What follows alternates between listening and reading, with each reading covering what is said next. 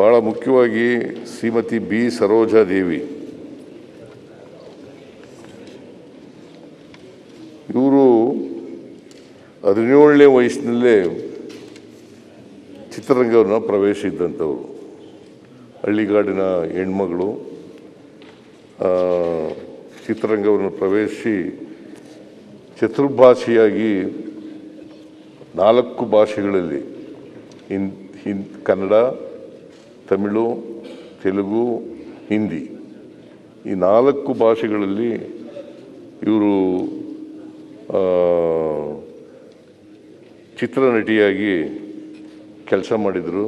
ಜೊತೆಗೆ ಬರೀ ಚಿತ್ರನಟಿಯಾಗಿರಲಿಲ್ಲ, ಮೇರು ನಟಿಯಾಗಿ ಕೆಲಸ ಮಾಡಿದರು. ಮತ್ತು ಅವತ್ತು ಇದ್ದಂಥ ಭಾಳ ಪ್ರಸಿದ್ಧ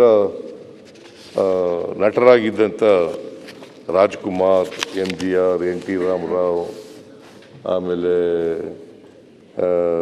ಕಲ್ಯಾಣ್ ಕುಮಾರ್, ಉದಯ್ ಕುಮಾರ್, ನಾಗೇಶ್ವರ ರಾವ್,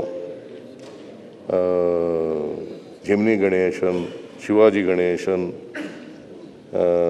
ದಿಲೀಪ್ ಕುಮಾರ್, ರಾಜೇಂದ್ರ ಕುಮಾರ್, ಶಮಿ ಕುಮಾರ್, ಸುನಿಲ್ ದತ್ ಇವರು ದೊಡ್ಡ ನಟರುಗಳ ಜೊತೆಯಲ್ಲೆಲ್ಲ ಪಾತ್ರ ಮಾಡಿದರು. ಅದಕ್ಕೆ ಇವರನ್ನು ನಾವು ಕನ್ನಡದ ಮೊದಲ ಚತುರ್ಭಾಷೆ ತಾರೆ ಅಂತ ಕರಿತೀವಿ. ಕನ್ನಡದ ಮೊದಲನೇ ಚತುರ್ಭಾಷೆ ತಾರೆ ಅಂತ ಕರಿತೀವಿ. ಇವರು ಕೂಡ ಪದ್ಮಶ್ರೀ, ಪದ್ಮಭೂಷಣ, ರಾಜ್ಯೋತ್ಸವ ಪ್ರಶಸ್ತಿ ಹೀಗೆ ಅನೇಕ ಪ್ರಶಸ್ತಿಗಳನ್ನು ಪಡ್ಕೊಂಡಿದ್ದರು. ಅವರು ಇತ್ತೀಚೆಗೆ ನಮ್ಮನ್ನು ಅಗಲಿದ್ದಾರೆ. ಆಮೇಲೆ 60ನೇ ಸ್ವಾತಂತ್ರ್ಯ ದಿನಾಚರಣೆಯ ಅಂಗವಾಗಿ ಭಾರತ ಸರ್ಕಾರದಿಂದ ಜೀವಮಾನ ಸಾಧನೆ ಪ್ರಶಸ್ತಿ ಸೇರಿದಂತೆ ಹಲವಾರು ಪ್ರಶಸ್ತಿಗಳಿಗೆ ಬಾಧ್ಯರಾಗಿದ್ದರು.